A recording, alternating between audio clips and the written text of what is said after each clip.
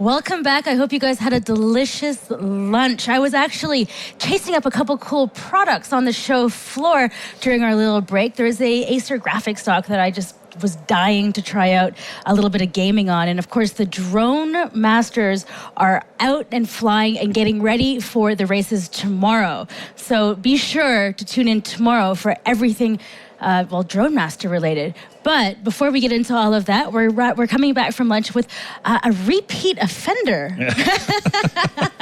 So we have Tom from Intel. We actually spoke yesterday about the evolution of the workplace. And And so today we're going to come back and talk a little bit about authentication and security. That's correct. Awesome. That's right. It's a good topic. It's a good topic. Yeah, it's interesting because from a client perspective, there are so many different exposures from a security standpoint. And it's unfortunate because it's estimated that today there are 117,000 corporate security attacks every day. And so in that kind of an environment, having a security solution for basically all aspects of your enterprise, but start first with the client itself, becomes very, very important. And the biggest single exposure that's out there is your password. Sounds very simple, but the username and password is one of the least secure ways to secure a device. And unfortunately, it's the way that almost everybody authenticates themselves to their device. So if I were to put on a PC, we could have done it here at CeBIT and shown through demo what I mean.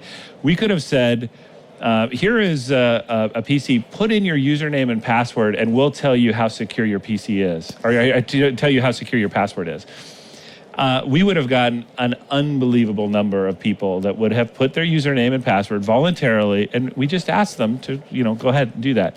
Well, this happens every day, all the time. People get tricked into giving their username and password and then gaining access to a corporate network. So what we've done is we have implemented a thing called multi-factor authentication into the hardware itself. Okay. So this starts with 6th generation Core and Core V Pro platforms for business platforms. So it's available on all business platforms. And what we've done is within the CPU and chipset architecture, we have the ability to have the IT policy stored, the biometric information stored, and the credentials themselves stored. So these are all stored in hardware, not visible to the operating system, not visible to drivers or other kind of application level layers, and most importantly, not available to any kind of malware. So it's down in the hardware level, and it provides now IT a place to be able to put their policy. So what do we mean by policy? It could be, for example, to gain access to my company network, my IT shop says I need to have 2 factors of authentication.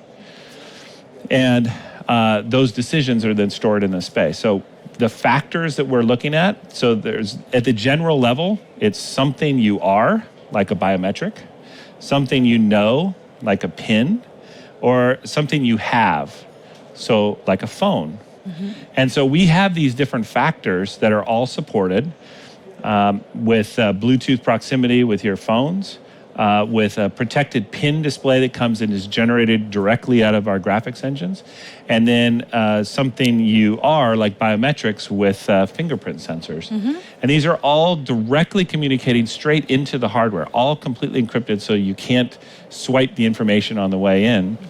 And then we calculate whether, based on the policy, does this match what the IT policy says that we needed to gain access? And once it does, then it releases the credentials. It's very interesting that you're pointing out that it can't be swiped on the way in, and that it is hardware specific. That's right. Because I was actually chatting with a hacker a few weeks ago, and he was telling me, he's like, the thing to do right now is to go and just collect fingerprints, because they're so easy. That's right. To collect, right? Like there's on Android, everyone's got a fingerprint, and Apple as well. You can just log in, and Android isn't that secure, to be honest, right? With the where you can go and scoop at the print, and it's forever.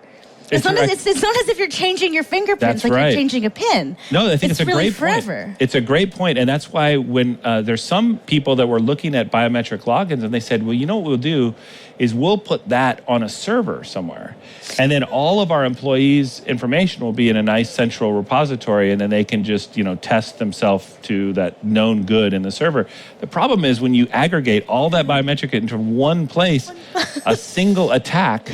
Now all of that biometric, and you can't replace a fingerprint. You don't get a new face. You can't get a new face. You can't change your iris or the veins in your palm. That's all of these things are uniquely you. And so this distributes the information on a single device level. So even if somehow, some way, the device were attacked and hacked, the most they would get is that one person's information, not a whole team. Yeah.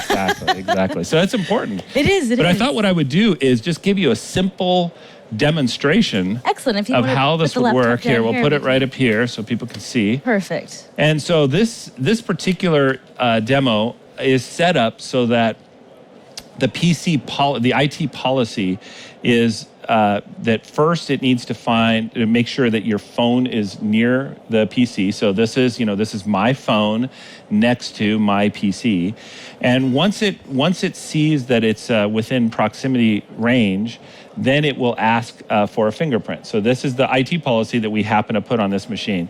This machine happens to be running Windows 10. But the Intel Authenticate solution that we launched with 6th generation works on Windows 7, Windows 8.1, or Windows 10. So you have flexibility on which operating system it works on. So what I will do is I'll just log out here. So this is the login screen. You all are familiar with a standard login screen here, Windows 10. And instead of putting in my password, I will just come over here and push enter. So while it does that second or so, it was checking to see, did it see the phone near the PC? And obviously it did, and now it's asking for a fingerprint. So if I come over here and I just touch the fingerprint just like that, you saw how fast it was. It's not a swipe, it's just a simple touch, and I was in. So from a user standpoint, this is key because the user is not even going to think about having the phone. The phone is going to be in your pocket or whatever. You don't even think about having your phone. You just walk up to your PC. You simply touch the fingerprint sensor, and you were in just like that. So from their perspective, they think, I don't have a password anymore. They love it. Yeah. And from an IT's point of view, IT knows that this solution is significantly superior. Anything from a threat protection perspective, way better than anything we had with a password before. So a win-win on both sides. Yeah, and it's also true that you can also add in another level of security in that the network that the device is connected to, say it's like your work or home, it could be trusted, and that can actually be another level. Exactly. You're right. I think that's great. Yeah. You get full props. Yes. So that's right. So for vPro systems, we have the ability for the PC to know what network it's talking to in a secure way, so it can't be spoofed. And that connection allows IT to say, if I'm in a trusted network, then I'll have one set of rules for logging in, and maybe I will only require one factor. But if I'm in a different network, then I can do multiple factors. And so that's an important distinction for vPro systems. And it's very interesting that you actually have to take a look at what the hardware is and what the device is and how the infrastructure is built. Because I have one of these like Xiaomi Mi Bands, right? It's like $10, and I can actually lock my phone with it. Yeah. Right. I can proximity unlock my phone. But the thing is, this thing will pair with anything. Yeah. It'll pair with anything. Yeah. Right. Because I'm in a room and someone's trying to pair with my bed, and it'll do it. Right. And I'm like, because there's no security built into this into this device. You can actually pair with it, and then it can actually get the ID, and then you can spoof it later. Right. Right. So we have the way to do the training between the Bluetooth device. So I showed a phone example here. But for example, watches, smart watches, or increasingly, any kind of a wearable device, there is a secure way to train the two devices. So it's not just a simple Bluetooth connection. It's a Bluetooth connection with some intelligence that we built in to make it more secure. So we have all of those factors. The other thing that's interesting from an IT point of view is when people are using their PC and they walk away, almost every IT shop on the planet would say to the employee, you should lock your PC. Don't walk around, leave your PC unlocked. But we're all guilty of doing that, And the solution that we have here, when the PC loses its Bluetooth connection with the device, so proximity, so let's say I have the phone in my pocket and I'm at Starbucks, and they call my order, so I get up and I walk over to get my coffee, and then somebody interrupts me while I'm there, and I'm talking to them for a few minutes or whatever. When I have walked away from my device, my PC will lock, and it's automatic. And then depending on IT policy, when I come back to my PC, it can unlock as well. So you have some nice, again, the user doesn't have to be involved. The user may not even realize what's happening, but that whole lock-unlock thing is a big deal for IT, and it's relatively painless for a user. They don't have to think about it, it just automatically happens. Over the past few days, I've been talking to a lot of people at CeBIT, and security has remained very high on the top buzzwords of the show, right? Of course, it's digital transformation is the one that everyone's loving right now. Yeah. But then it comes down to also security, and you kind of you start asking well, what types of security concerns are we now facing, industry-wide? And I think because of digital transformation as this hot buzzword is coming back down to the user, right? How people are now at the center of all of this data again. It really you're really kind of hitting it home with all the buzzwords of CeBIT, right? About how security is now automated and intelligent, and how it's all about the user and making security just very very intelligent. And as I've said with my team, with industry people that I've talked about, if what we collectively deliver isn't easy, if it's not intuitive, people won't use it. And so that's where the power of Authenticate is built into the hardware. It is a very seamless experience from a user standpoint. They don't need to, do anything unnatural they're not used to. From an IT standpoint, it's the same tools that people know. And the interface, you saw how simple it was. This is not something that is, counterintuitive about how people want to use it. That makes it powerful because it is rooted in hardware. It's rooted, below the sort of threats that exist, and it's something that people won't mind using. They'll use it, and so that's the power. And you also wanted to touch on small business. Yeah. So small business, something we didn't talk about before. It is the huge portion of the business market. We tend to talk, when we talk about business, we tend to talk about large business, and maybe if we talk about something else, it might be medium business. But the reality is that there's a lot of small businesses out there, and they still desire to have the same type of vision that we aspire to, a wire-free workplace, the ability to collaborate in a seamless way, a way to secure their environment. These are all things that when we talk about it usually in the enterprise context, but it applies in their space as well. And so what we've been doing is working with our own developers and then with our partners on delivering a solution called Small Business Advantage. And Small Business Advantage is really about how do we deliver the kind of capabilities that we may take for granted in the enterprise space, like chatting or file sharing or remote assistance.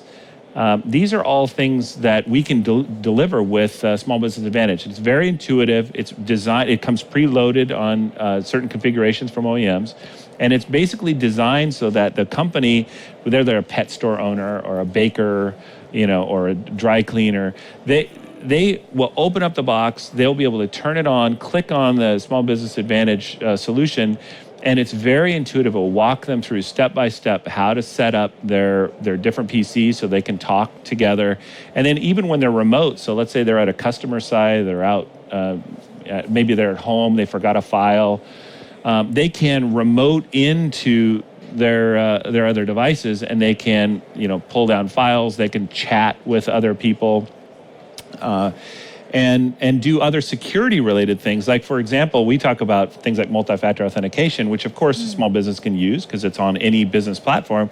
But also they're worried about things like USB thumb drives. And why? Because it's very simple that it may be a disgruntled employee or something walks in, steals their customer information or their financial information, and with a simple thumb drive and walks out.